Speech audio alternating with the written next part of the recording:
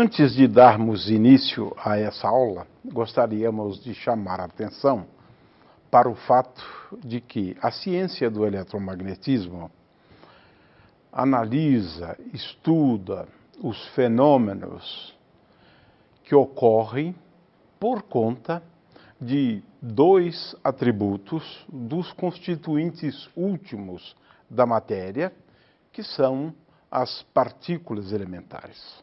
Esses constituintes são dotados de atributos, e esses atributos são entendidos como fundamentais para o entendimento de todos os fenômenos que ocorrem aqui no nosso mundo, no universo. Vamos estudar hoje o atributo spin. Entendê-lo é um pouco mais difícil do que no caso da carga elétrica. Isso porque nós não temos como acumular spins, não temos como manipular spins, como a gente faz com a carga elétrica. Temos apenas muitas evidências. E esse conceito é um conceito extremamente importante. Vamos organizar essa aula, em primeiro lugar, tentando explicar o que é spin. Em segundo lugar, chamar atenção para o fato de que nós classificamos os constituintes últimos da matéria de acordo com esses atributos. E nós temos duas grandes categorias de partículas, os férmions e os bósons. O spin, por outro lado, ele pode ser pensado como um momento angular, né? E ele, então, fica relacionado ao momento angular total de uma partícula, bem como existe uma relação entre spin e momento magnético. Spin é importante para entender o magnetismo, mas é fundamental e essencial para entender o ferromagnetismo. Sim, entender os ímãs. A gente vai, em seguida, falar sobre as consequências do spin, ou da existência do spin. Em primeiro lugar, a gente espera convencer a todos que a mera existência de átomos, como nós os conhecemos, com uma estrutura quântica, tem a ver com o spin. A tabela periódica tem a ver com o spin. Vamos comentar que a matéria ser impenetrável é uma consequência do spin. E ela responde pela estabilidade da matéria. E poderíamos até pensar na estabilidade das estrelas, a estabilidade do nosso mundo tem a ver com o spin, surpreendentemente. E, finalmente, uma aplicação que é a ressonância nuclear magnética. O que é o spin? Em primeiro lugar, o que dissemos sobre a carga elétrica vale também para o spin. Nós sabemos que os constituintes últimos da matéria têm spin, mas nós não sabemos por quê. E nem sequer, por exemplo, por que o spin do elétron tem um valor semi-inteiro. Esse é um dado. As partículas elementares são dotadas desses atributos ou desse atributo e elas transmitem esses atributos para os objetos que são constituídos pelas partículas elementares. De forma que nós não temos uma forma de explicar o que é o spin. Ele existe. Muitas vezes nós somos tentados, e isso é válido, pelo menos para que a gente tenha uma ideia do que seja o spin. Em primeiro lugar, é importante entender que spin é uma grandeza física, como a carga elétrica. No entanto, existe uma diferença. O spin é uma grandeza vetorial, de forma que, usualmente, nós representamos o spin colocando uma flechinha sobre a letra S, usualmente maiúscula. Essa é a primeira diferença. O que significa que essa grandeza física nós podemos falar no seu módulo, na direção e no sentido dessa grandeza física. Ademais, essa grandeza física, ela seria o análogo, nós chamamos isso de análogo clássico, algo como se nós tivéssemos uma carga elétrica em movimento de rotação, em movimento circular, e essa é a imagem clássica do spin, como sendo algo análogo a um corpo dotado de carga elétrica em rotação. Esse corpo seriam as partículas. No entanto, a rigor, isso não é verdade, mas serve a título de ilustração. Veja-se que o módulo ao quadrado do spin é dado por essa expressão S ao quadrado, agora estou falando do módulo ao quadrado do spin, é igual a S, usualmente a gente escreve com a letra minúscula, vezes S mais 1, vezes uma grandeza física, conhecida como constante de Planck, dividido por 2π, e a ela usualmente chamamos de H cortado. Ou seja, o módulo ao quadrado do spin pode ser dado por estes valores apenas. E a componente z do spin, já que nós estamos pensando aqui num elétron em rotação, a componente z é essa componente aqui, e a componente z do spin só pode assumir determinados valores, ou seja, a componente z do spin é igual a m, onde m é um número inteiro que varia de menos s, esse s que está aqui em cima, até s. Temos, portanto, 2 vezes s mais 1 valores de sz. Por exemplo, uma partícula como o elétron, que é dotada de um spin s igual a meio, então, usualmente dizemos que o spin do elétron é igual a meio.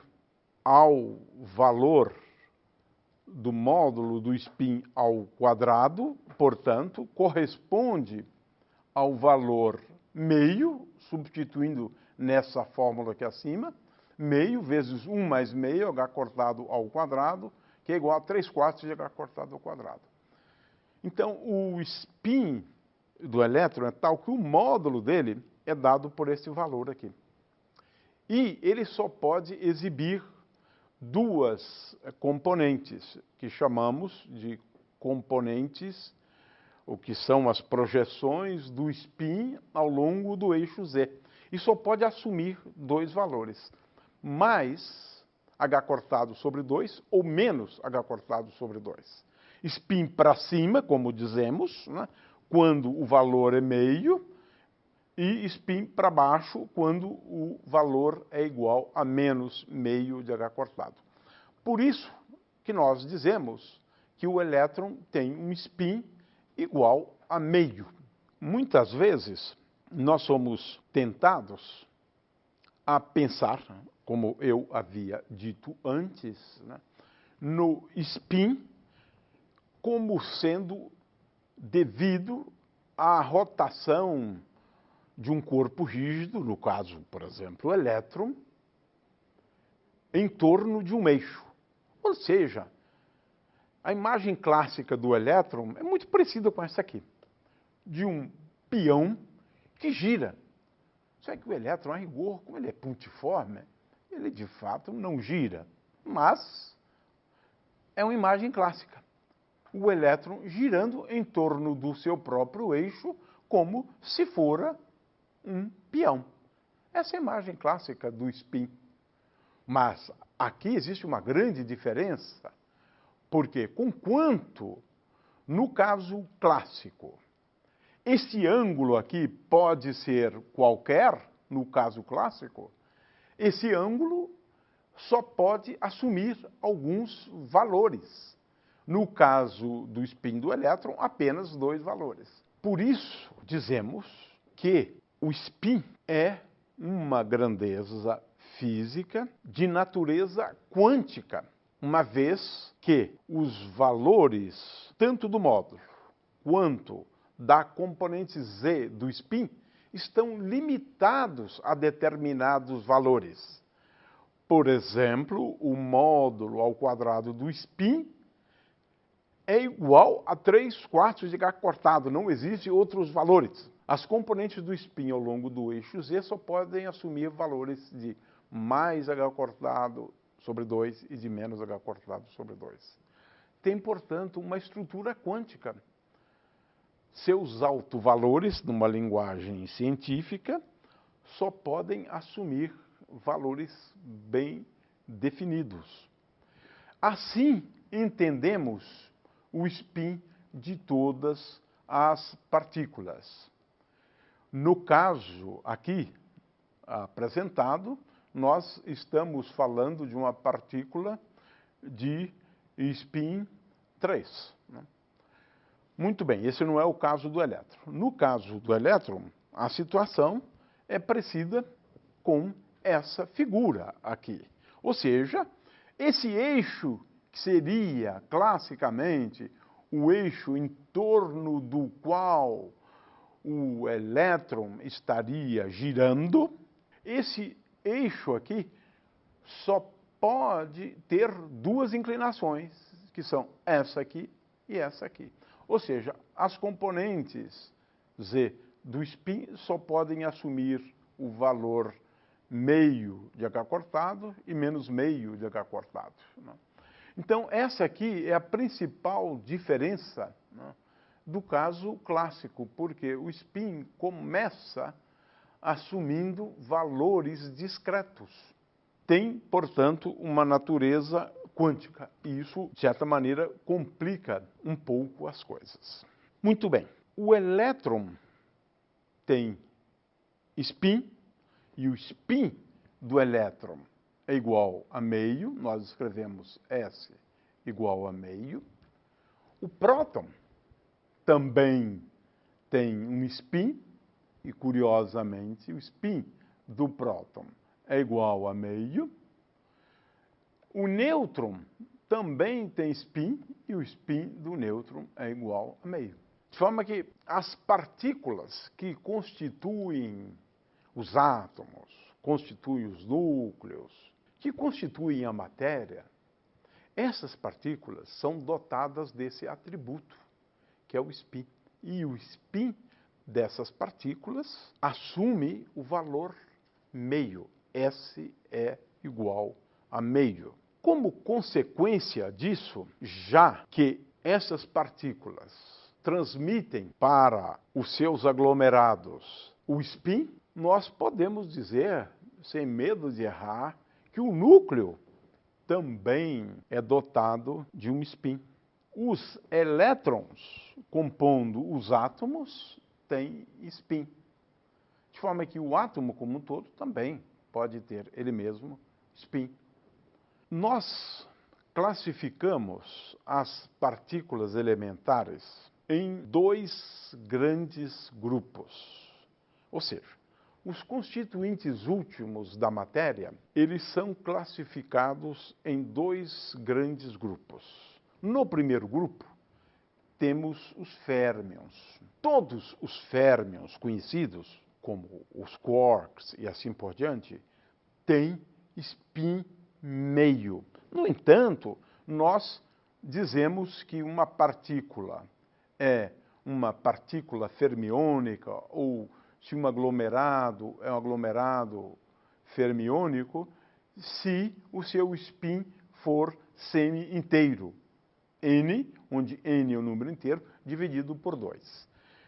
Todas as partículas elementares têm spin igual a meio. Isso eu estou falando das partículas fermiônicas. Né? Esse é o primeiro grande grupo. E existe um segundo grande grupo de partículas denominadas bósons. O fóton, por exemplo, é um bóson. Bósons são as partículas que têm spin 0 ou 1, ou 2, ou 3, ou 4, um número inteiro, portanto. E é por isso que a recente descoberta do bóson de Higgs, esse é o nome, bóson de Higgs, essa partícula Higgs é um bóson e seria a única com spin igual a 0. Era diferente de todas, tem spin igual a 0. As demais, todas conhecidas, têm spin igual a 1. Nós podemos verificar a existência desse atributo fazendo passar, por exemplo, e essa é uma experiência pioneira de Stern Gerlach, e ganhou o prêmio Nobel por isso, porque foi uma descoberta importante, né? Se nós tivermos aqui um feixe de elétrons, nós podemos separar esse feixe, fazendo esse feixe passar por uma região que tenha um campo magnético não muito uniforme, nada uniforme na verdade. E esse campo magnético separa o feixe de tal maneira que uma parte dele cai numa certa região e a outra parte será depositada numa outra região do espaço. Para a gente entender isso, vamos exibir aqui esse applet, que é, na verdade, uma representação visual, né, do elétron girando, e agora nós temos aqui uma região com campo magnético, e olha só como ele é defletido, nesse caso aqui, para cima. Como dissemos antes, o spin ele é uma grandeza física análoga ao momento angular. Então, no caso de um elétron, o que nós fazemos usualmente? Se o elétron tem momento angular, L, e como ele tem um momento angular de spin, S, nós definimos o momento angular total como sendo igual à soma de L mais S. Sempre lembrando que nós estamos falando aqui de uma soma vetorial, né, de duas grandezas vetoriais. Portanto, usualmente, num átomo, nós não falamos no spin de um dos elétrons pertencentes ao átomo como tendo o spin com determinado valor. A gente, em geral, se refere ao momento angular total daquele elétron, que é igual à soma do momento angular orbital mais o momento angular do spin, ou o spin. De forma que, quando eu tenho um elétron no átomo, o que importa para mim é isto aqui, o momento angular total. E esse momento angular total é dado como uma soma do momento angular orbital devido à existência do movimento do elétron numa órbita, mais o momento angular de spin S. J, portanto, e é isso que importa, é igual a L mais S. Todas as considerações envolvendo o diamagnetismo, envolvendo o paramagnetismo, nós estamos usualmente analisando o comportamento do momento angular total de um elétron numa órbita. Spin tem muito a ver com o magnetismo. Essa é, sem sombra de dúvida, a melhor evidência para a existência do spin.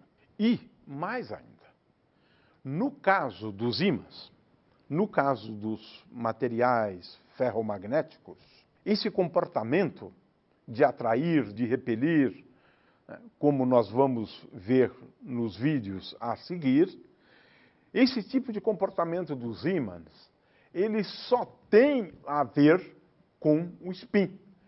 De forma que vocês estão vendo, quando veem um ímã, uma manifestação desse atributo. Na realidade, como veremos a seguir, um elétron se comporta como um pequeno ímã.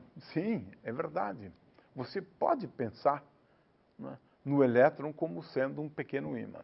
Mas é por conta de fenômenos como esses, no caso específico, né, do comportamento dos ímãs que atraem outros materiais, né, e se atraem e se repelem, é que nós temos aqui uma comprovação prática. Nós não podemos colocar a mão no spin. Ele existe.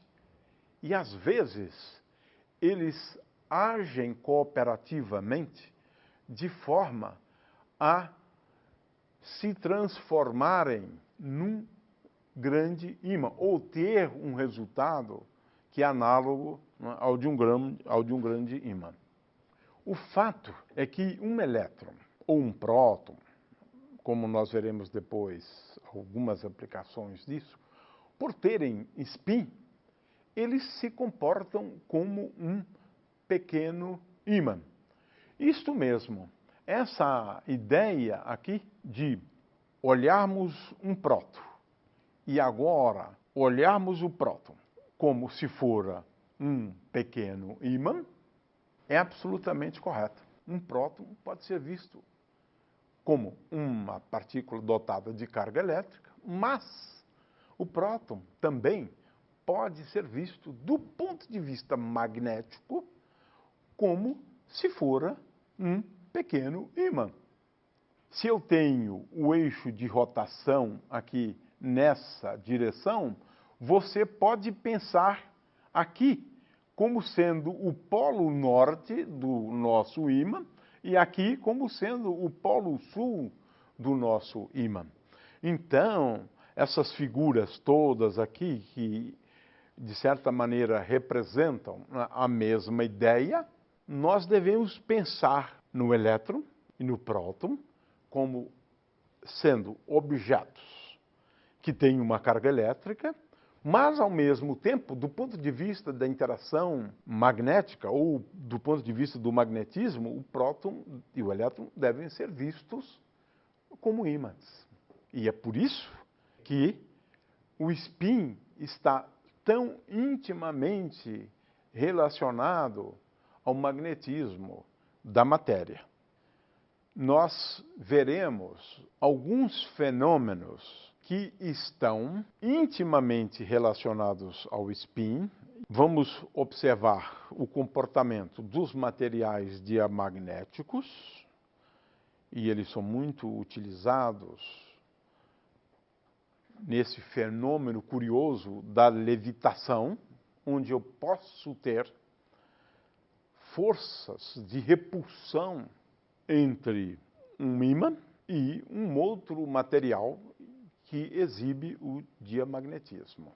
De forma que as forças nem sempre são forças de atração, podem ser também forças de repulsão. Um exemplo do paramagnetismo, e agora um exemplo bastante comum, e aí temos vários, né, do ferromagnetismo, e finalmente os eletroímãs. São exemplos bem simples, onde os primeiros têm a ver com mais a soma do momento angular do spin e o momento angular orbital, no caso do paramagnetismo e do diamagnetismo, mas no último caso do ferromagnetismo, dos ímãs, só tem a ver com o spin dos constituintes últimos da matéria.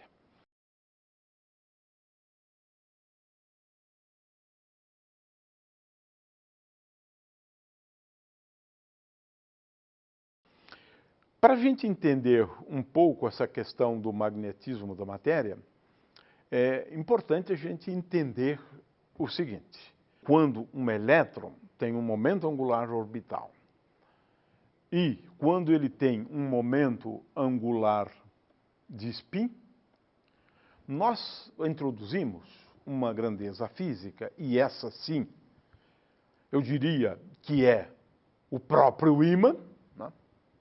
Porque o momento de dipolo magnético, a rigor, é o ímã. Então, o momento de dipolo magnético, ele é definido como a carga da partícula, no caso, pode ser a carga do elétron ou a carga do próton, né, dividido por 2 vezes a massa da partícula, vezes L mais S. Ou seja, o momento de dipolo magnético, que é, na verdade, o análogo do ímã, é um pequeno ímã, né, é igual a Q sobre 2m multiplicado por J, onde J é o momento angular total. Esse momento angular orbital, ele ocorre por conta do movimento dos elétrons, é um movimento periódico, por exemplo, quando os elétrons se movem numa órbita circular, para simplificar as coisas, né?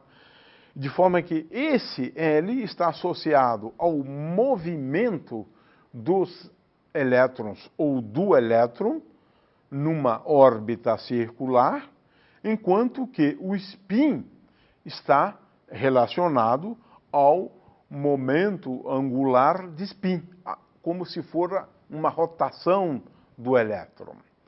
De forma que, a rigor, o que é de verdade o ímã é um momento de dipolo magnético.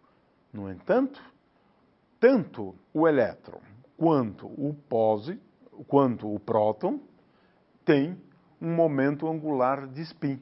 Portanto, eles têm um momento de dipolo magnético. É por isso que dissemos antes que a gente pode olhar o próton, pode olhar o elétron como sendo dotados de carga elétrica e de um spin, ou analogamente, como sendo dotados de uma carga elétrica e de um momento de dipolo magnético, e que, por sua vez, está relacionado de uma maneira simples ao momento angular total.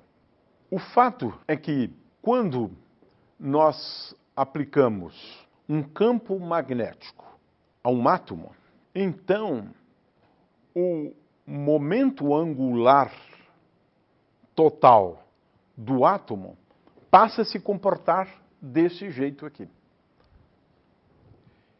Veja que ele está num movimento de precessão. E esse movimento de precessão do momento de dipolo magnético do átomo é que dá lugar ao diamagnetismo. De forma que, no caso do diamagnetismo, se eu tenho um campo magnético aplicado numa determinada direção, ele vai se magnetizar, né? E magnetizar é o equivalente a exibir uma distribuição de momentos de dipolo magnético. Cada átomo exibe um momento de dipolo magnético, no entanto, numa direção oposta ao do campo magnético externo. E isso faz com que haja uma força de afastamento. De forma que, se eu coloco aqui um ímã e aqui eu coloco o material diamagnético, a força entre o ímã e o material diamagnético é no sentido de afastar o material. Ele repele o ímã. E vocês vão ver que essa força de repulsão é violenta. Pode lançar um anelzinho a uma grande altitude. O fato é que nós temos, nesse caso dos materiais, especialmente dos materiais magnéticos, o alinhamento dos momentos de dipolo magnético. No caso de um material paramagnético, essa força é de atração. Essa é que é a diferença entre os materiais diamagnéticos e os materiais paramagnéticos. Eles são atraídos, né, pelo ímã. Mas o fato é que essa força aqui resulta também do spin. E é isso que é importante que seja entendido. Materiais ferromagnéticos só tem a ver com spin. No caso de um material ferromagnético, o que acontece é que existe uma espécie de forma de cooperação entre os vários spins e eles exibem uma magnetização, e essa magnetização, por outro lado, muitas vezes é tal que ela tem diferentes orientações dentro do mesmo material. Cada região tem uma orientação e, portanto, se forma aqui uma estrutura de domínios, onde em cada domínio, orientação do campo ou da magnetização é diferente. O fato é que existe uma interação do tipo spin-spin, e eles então decidem, por conta dessa interação, trabalhar cooperativamente, todos apontando na mesma direção, não é? E essa distribuição de momentos de dipolo, essa distribuição de spin, gera, portanto, um campo magnético. Sem, é claro, entrar em detalhes. De qualquer maneira, vamos agora a outras consequências do spin. A primeira consequência é essa que nós chamamos de estrutura quântica do átomo. O fato dos elétrons, vou falar só dos elétrons, porque de agora em diante é isso que interessa. O fato de que os elétrons têm um spin, isso significa que eles têm que obedecer a um princípio, conhecido como princípio da exclusão de Pauli. E é isso que é importante entender, né? Mediante esse princípio, se, por exemplo, um elétron estiver numa determinada camada do átomo ou numa subcamada do átomo, então ele está, nesse caso, no que nós denominamos de estado daquele elétron. E esse estado, ele é determinado ou caracterizado por um certo conjunto de números quânticos, que nós chamamos número quântico principal, não é? O número quântico do momento angular orbital, L, não é? O outro número quântico é a componente Z do momento angular orbital e, finalmente, o de spin. O fato é o seguinte, de acordo com o princípio da exclusão de Pauli, você não pode ter elétrons num átomo que tenham os mesmos números quânticos. Isso é fundamental para se entender a estrutura do átomo e como o átomo se organiza ou pode ser organizado, né, em camadas, subcamadas, orbitais, e levando em conta sempre o momento angular, né, de spin e a componente Z do momento angular de spin. Então, vamos pegar só um caso concretamente, né, para ver se a gente consegue entender isto, porque essa é a base de tudo, né? Então, digamos que eu tenha aqui, eu estou considerando um caso bem simples, né, do átomo de hidrogênio, eu estou considerando o átomo de hidrogênio no estado fundamental dele, né, de forma que ele está na camada associada a N igual a 1, né, N igual a 1. Depois a gente poderia explicar o que é esse N, mas é o número quântico principal e isso indica uma camada. As camadas são indicadas por números inteiros. 1, 2, 3, 4, 5, 6 e assim por diante. Então a gente classifica as camadas pelo número quântico principal. Então, essa camada aqui é N igual a 1, essa aqui é N igual a 2, né, e assim por diante. N igual a 3, né, é assim que a gente classifica as camadas. Agora, nessa camada aqui, nessa primeira, né, eu vou colocar esse número associado ao momento angular, L igual a 0, né, Então, ele não pode ter componente z do momento angular, porque L igual a zero. Consequentemente, eu posso colocar nessa camada só 2 elétrons. Só 2 elétrons. Por conta do princípio de exclusão de Pauli. Eu posso ter apenas um elétron com o spin para cima, aquele cuja componente Z do spin é igual a meio de H cortado, e eu posso colocar apenas mais um outro. E agora já estou pensando no átomo de hélio, que tem dois elétrons apenas na primeira camada. Ora, veja bem, de acordo com o princípio da exclusão de Pauli, eu não posso mais colocar elétrons na primeira camada. Porque eu só tenho duas possibilidades no momento angular. O Lz igual a mais meio de H cortado, ou o Lz igual a menos meio de H cortado.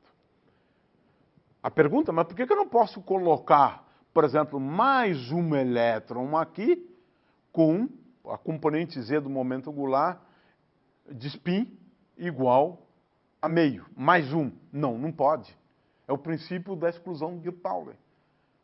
E é por isso que eu não posso colocar um número indefinido, um número infinito, um número muito grande, o número que eu quiser de elétrons numa camada do átomo.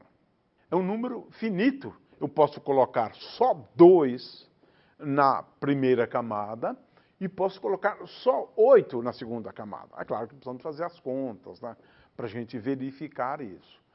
Mas veja bem, isso aqui tem a ver com spin.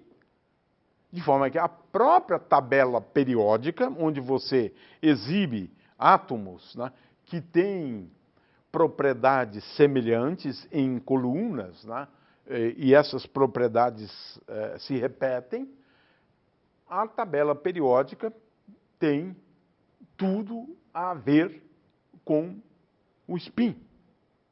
O princípio da exclusão de Pauli.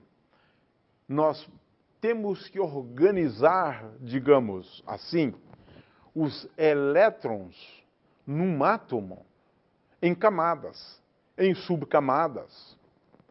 Preenchida essa camada com um certo número fixo de elétrons, eu agora começo a preencher a camada seguinte. O fato é que o que nós estamos aqui procurando chamar a atenção é que as propriedades, né, dos elementos que são semelhantes, né, nós colocamos em colunas.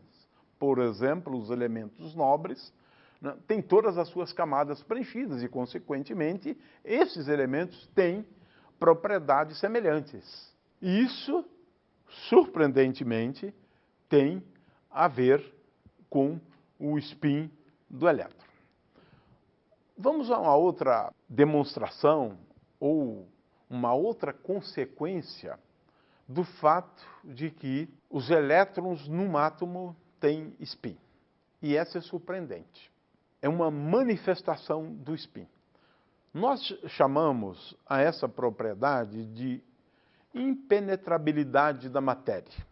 O que significa isso? Vamos apertar com o meu dedo aqui essa mesa. Veja, posso apertar com a maior força possível, mas eu não consigo fazer o meu dedo penetrar na mesa. Ela exerce uma força. Essa força, usualmente, é conhecida como força normal. Essa força normal, a gente quase nunca se dá conta, né, disso, mas ela tem a ver com o spin. É porque os elétrons têm spin que eles não permitem que quando você aproxima um átomo do outro, você está tentando forçar os elétrons de dois átomos distintos a terem os mesmos números quânticos. Isso não é possível. A consequência é eles repelirem. De forma que é isso mesmo. Quando você aproxima demais os átomos, existe uma força de repulsão entre os átomos. Os átomos se repelem, é isso que nós estamos vendo aqui. Repulsão dos átomos por conta do atributo spin. Isso realmente é muito surpreendente. Eu tenho aqui um gráfico, né, que ilustra isso, né? Quando eu tentar aproximar demais dois átomos de hidrogênio, por exemplo, de oxigênio, não importa os átomos, não importa na verdade. Tá certo? O que vai acontecer com esses átomos? Eles vão se repelir, porque eles vão procurar evitar de toda forma que os elétrons que eventualmente ficariam juntos tenham os mesmos números quânticos. Como sabemos, isso é inadmissível. E isso tem a ver com o princípio da exclusão de Pauli, e isso tem a ver, portanto, com o spin. Olha só, você não consegue, né, fazer com que o seu dedo penetre numa mesa, né, porque os átomos estão se repelindo. É claro que temos muitas aplicações. Nós damos um chute numa bola, por exemplo, né? Quando o pé chega muito perto, os átomos do pé chegam muito próximos dos átomos da bola, há uma repulsão. Então, os átomos se repelem por conta da existência desse atributo dos elétrons. Olha, nós temos muito que agradecer ao spin, não é? Porque já pensou se fosse fácil você fazer um corpo penetrar, mesclar com outro corpo? Ainda bem que isso não é possível, né? Mas isso tem a ver, surpreenda-se, com o spin. Existe mais uma coisa que a gente deve agradecer, né, ao elétron por ter esse atributo, né, porque isso é basicamente relativo ao atributo do elétron. Né? Por que o nosso planeta, por exemplo, não colapsa? Ou seja, por que, digamos, a matéria, né, no nosso mundo, ou o nosso mundo, tem uma certa estabilidade? Ora, por que você pergunta isso? Ora, é simples. De acordo com essa figura, a força da gravidade está sempre atuando para reduzir o tamanho da Terra, para comprimi-la. Sim, e se deixássemos por conta da força da gravidade, a Terra ficaria de um tamanho de uma cabeça de um alfinete, ou menor ainda. Se deixássemos só por conta da força gravitacional. Ela está sempre atraindo as várias partes do planeta em direção ao centro. Mas por que a matéria não colapsa no nosso mundo? Ainda bem. Podem ter certeza. Quem resiste a essas grandes pressões é o spin. Por quê? Os átomos acabam se repelindo quando você tenta aproximá-los. De forma que, agindo em conjunto, eles acabam se contrapondo em termos de força à força gravitacional. E é por isso que nós temos, né, felizmente, um mundo que tem uma forma bastante estável. Isso não é o caso de algumas estrelas, que, quando a força gravitacional é muito, mas muito forte, elas acabam ganhando da força exercida pelos átomos, pelo spin. E aí, uma estrela do tamanho do Sol, por exemplo, com 1,5 massas solares, né, pode ficar reduzida a apenas 20 quilômetros de diâmetro. Essas são as estrelas conhecidas como estrelas de nêutrons. No entanto, o que impede as estrelas de nêutrons de continuarem o colapso gravitacional é o spin.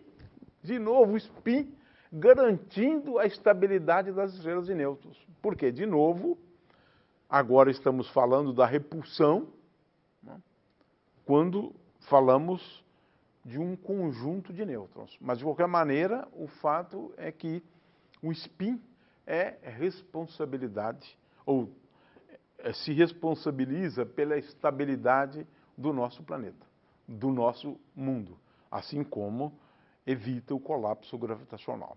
Existe uma outra aplicação no diagnóstico via ressonância nuclear, né? Aqui a ideia eu posso apresentar de uma forma simples, mas isso é um pouco mais complicado, né?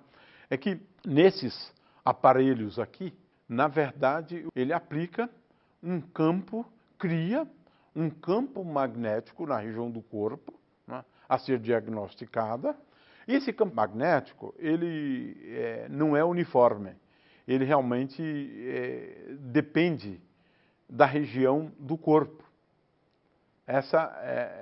Esse é o truque, né? Ele não é um campo uniforme. Ele depende dos vários pontos dentro do nosso corpo, né? E o que acontece é o seguinte, quando, sob a ação de um campo magnético, então, digamos que nós estamos falando aqui dos prótons agora, no nosso corpo, né? Quando você não tem um campo magnético, o momento angular de spin, e que faz com que cada próton se comporta como um ímã, né, apontando nessa direção, nessa outra direção, mas em direções que nós diríamos com uma distribuição aleatória, de forma que, em média, a magnetização, né, é igual a zero. No entanto, quando aplicamos um campo magnético, isso aqui é bem geral, é claro que nós estamos falando de ressonância, mas isso é verdadeiro sempre. Quando eu aplico um campo magnético, você tem uma orientação preferencial dos spins. Eles procuram se alinhar com o campo magnético aplicado, a grande maioria deles. Um ou outro pode ter isso invertido, né? Mas não importa. Como um todo, ele adquire uma magnetização. Então, o que a gente tem no nosso corpo é um certo número de prótons, por exemplo, com uma determinada magnetização, um número menor de prótons com um momento de dipolo, né, magnético apontando numa outra direção, e a gente pode, e é isso que é feito nesses aparelhos, né, fazer incidir radiação eletromagnética de tal forma a que essa radiação faça com que o spin que está numa determinada direção mude radicalmente para a direção oposta. Isso ocorre para uma frequência que é dada por esta expressão aqui, 2π vezes a carga, né, do próton, dividido pela massa do próton vezes C, vezes a componente Z do campo magnético. Para essa frequência, exatamente, isso pode ocorrer. E essa frequência tem um nome de frequência de ressonância. Então, você pode fazer um mapa da absorção das ondas eletromagnéticas, resultando, então, numa ressonância nuclear magnética. E com isso, você tem um mapeamento de partes do seu corpo. Mas, de qualquer maneira, o fato é que, nesse caso, nós aprendemos a tirar proveito do momento magnético do próton, ou ainda do spin do próton, para que a gente possa fazer diagnóstico com uma precisão relativamente grande. O fato é que o conceito de spin é um conceito fundamental, é um conceito primitivo. Nós não sabemos como explicá-lo, mas nós temos um número muito grande de fenômenos que estão associados ao spin. E aprendemos até mesmo a tirar proveito dele para podermos desenvolver equipamentos que façam diagnóstico com uma precisão a cada dia maior.